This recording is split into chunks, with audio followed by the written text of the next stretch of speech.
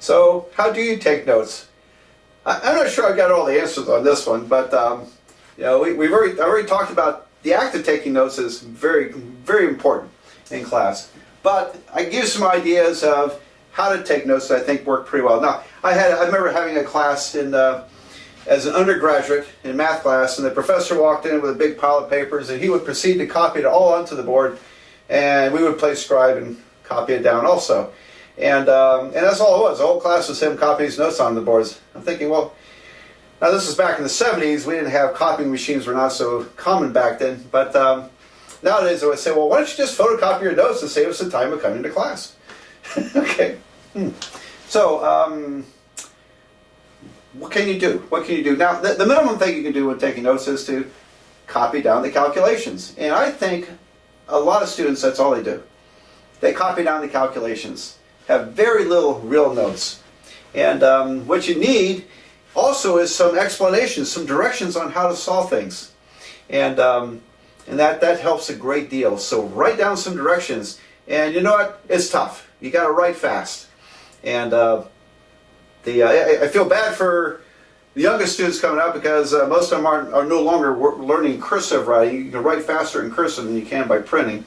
And so that's making note-taking slower. They're doing you a disservice in the public schools by not teaching cursive handwriting. But anyway, we go fast, and guess what? Go to university and take a math class, they usually go a lot faster.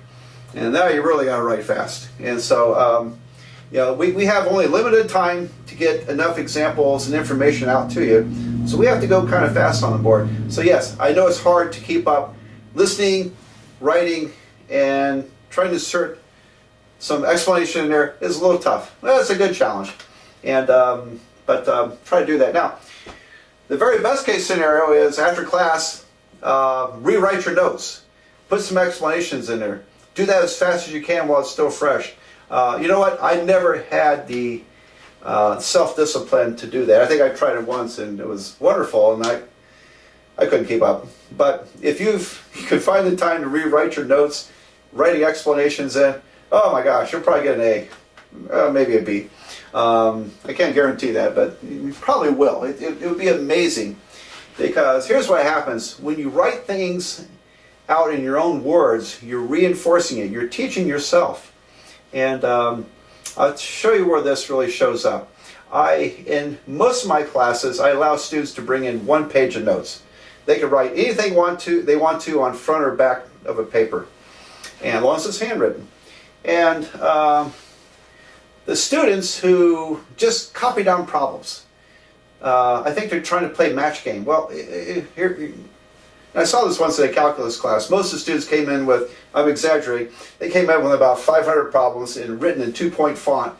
And I think they were trying to match up, say, well, I'll just go on the test. If I can match up this problem with one of these over here, I can try to mimic the calculations to solve it. It didn't work well at all. Those people didn't do well. You need directions. You need directions. And in that case, to prepare that 1 page of notes, they are recopying their notes and writing some directions. And when they do that, it reinforces the learning, because now they're teaching themselves. By stating it, you're drilling it into your head better. So that's some ideas about note-taking. But take notes, and but make sure you try to find some time to put in some key words, some key phrases, some key directions on how to recognize something, or why something is, or how to solve the problem. Very important. Probably, maybe at least as important as copying down the calculations and the techniques.